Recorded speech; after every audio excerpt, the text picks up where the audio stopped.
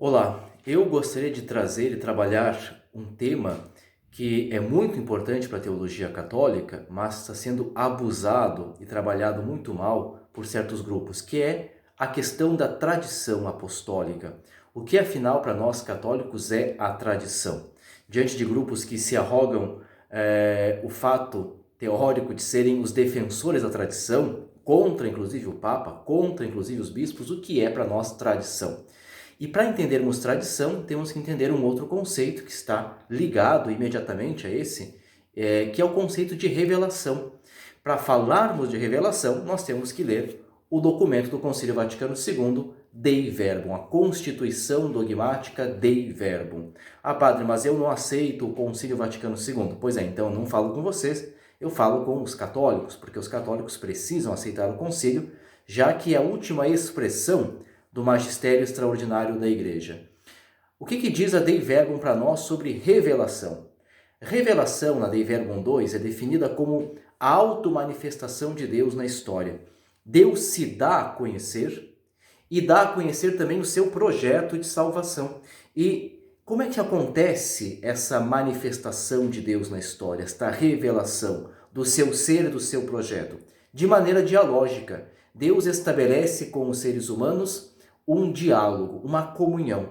Então, na verdade, o que nós temos, segundo o Dei Verbum, é um processo histórico de um Deus que se manifesta, se dá a conhecer o seu projeto, que é a salvação do ser humano, mas ele faz isso através de um diálogo. O próprio documento diz, com essas palavras, Deus fala conosco como quem fala a amigos.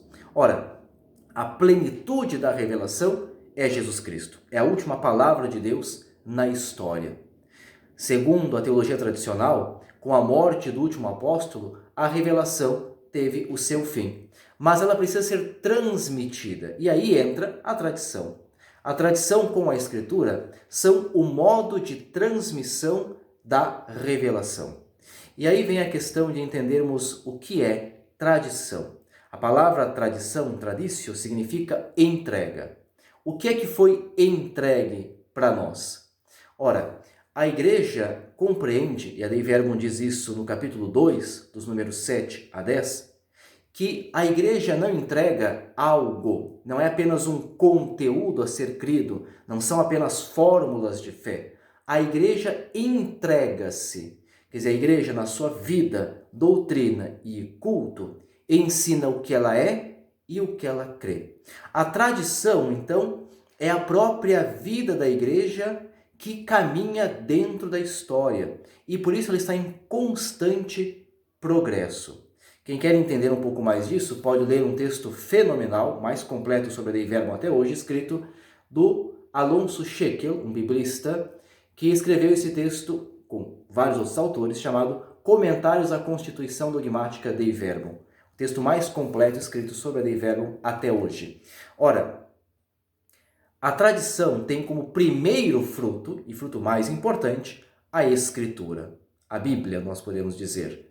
Por isso, ao mesmo tempo que a tradição, ou seja, a vida da Igreja, ela é o horizonte da Escritura, nós lemos a Escritura dentro da tradição, ao mesmo tempo, como o fruto mais importante, primeiro da tradição, é a Escritura é a régua da tradição, que vai dar os limites da tradição, para que ela não caia fora do eixo. Quer dizer, como é que a tradição vai evoluir na história?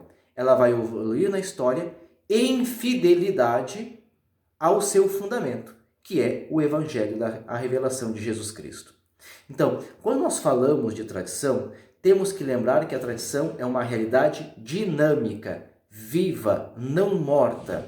Congar usa uma expressão, e eu peguei essa expressão para tentar ilustrar isso.